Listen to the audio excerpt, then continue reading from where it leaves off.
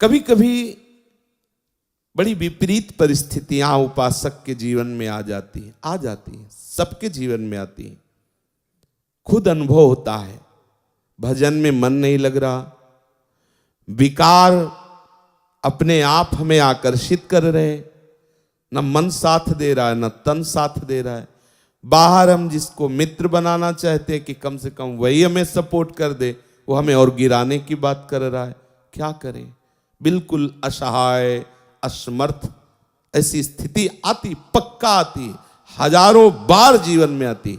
ये हम अपने जीवन की बात कह रहे हैं। हजारों बार एकदम अंधेरा, कोई पकड़ नहीं आ रही, अंदर से अंधकार छाया हुआ है, बाहर से कोई समझाने वाला नहीं, विकार का भयंकर उन्माद। तब अब कहां जाऊं, किसके पास जाऊं? कोई सूत्र नहीं, कोई भजन में रुचि नहीं, एकदम एकदम ऐसी परिस्थितियां, या बाहर से एकदम प्रतिकूलता। देखो, बाहर की प्रतिकूलता झेलने की सामर्थ्य भगवत चिंतन में है। अंदर से चिंतन सरस चल रहा है तो बाहर से हम प्रतिकूलता सह जाएंगे। पर ऐसी स्थिति जब अंदर अंधकार छा गया, अंदर अंधकार मतलब ऐसा लग ही नहीं रहा कि हम भजन करते हैं, कोई नाम में रुचि नहीं, कोई शास्त्र में रुचि नहीं। वो कुछ क्षण के लिए ऐसी बात आई न, शास्त्र में रुचि कोई, मतलब एक पता नहीं कैसी अंधकार में स्थिति, और बाहर सब प्रतिकूलता, विषयाकर्षण। अब उस समय केवल आश्रय काम करता है, केवल आश्रय। हो सकता है पुकार भी ना हो तो केवल आश्रय। जो आप अंदर से आश्रय लिए हो वो मूर्छा में भी रहता है, मूर्छित अवस्था में भी रहता है, मृत्यु समय भी वो रहता है। इसीलिए आश्रित का निश्चित भगवत प्राप्ति होती है, निश्चित कल्याण होता है। आश्रित का कभी पतन नहीं होता। इसीलिए बार बार सत्संग में रोज कहते हैं कि गोरे चरणारविंद का दृढ़ता पूर्वक आश्रय। जैसे हमारी मृत्यु का समय है, मन बुद्धि चित्त सब मूर्छावस्था को प्राप्त हो गए, कौन भजन कर रहा है? आश्रय उपस्थित है। जीवन भर जिनका आश्रय लिया, उस समय वो भजन के कारण नहीं, आश्रय के कारण हृदय में उपस्थित हो जाते हैं और उसको परम गति की प्राप्ति। आश्रय बहुत बड़ा तत्व है, बहुत बड़ी बात है। भजन और ये सब पीछे पहला आश्रय, बिगड़ी जन्म अनेक की वही सुधरे आज, हो ही राम को। पहले बात आश्रय, और फिर आगे की सब बात। पहला आश्रय, उस समय आश्रय काम करता है। हमने देखा है, कई बार देखा है। एक बार हितधाम में श्री जी की सेवा में थे, तो ऐसी प्रतिकूलता आती, कैसे बताएं, बड़ी विचित्र प्रतिकूलता आती है। हम जिनके सहारे, उन्हीं से प्रतिकूलता।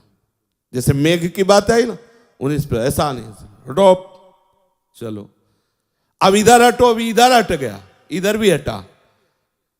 अब वो जो सरस चिंतन हो, अब कैसे जिए? श्री जी के पात्र मार्जन किए थे श्रृंगार करने के लिए, स्नान कराने के लिए।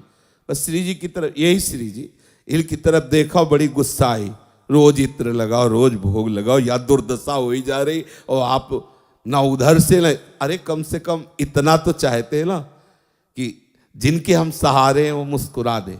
इतना भी नहीं चाहना, अगर इतना चाहोगे तो गड़बड़ हो जाएगा। बड़ा विचित्र खेल है।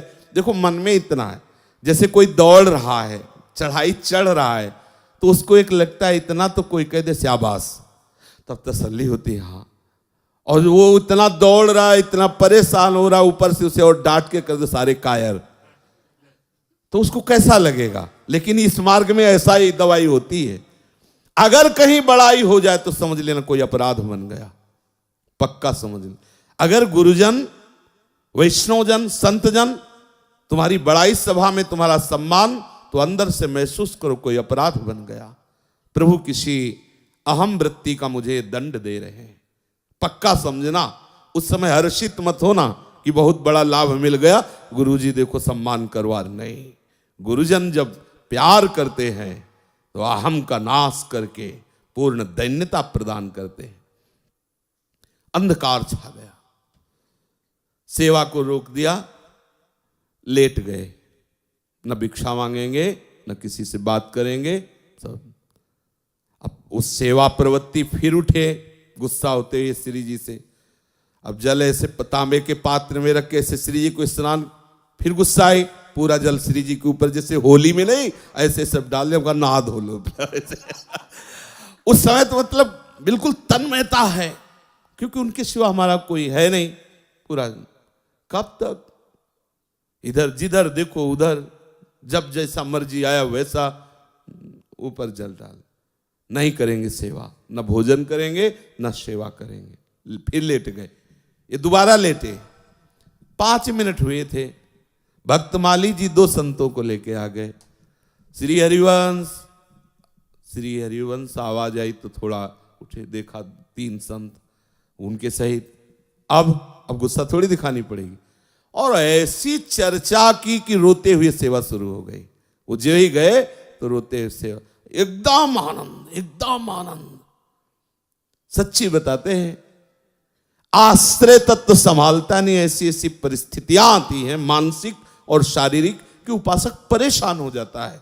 ये माया बहुत विचित्र है।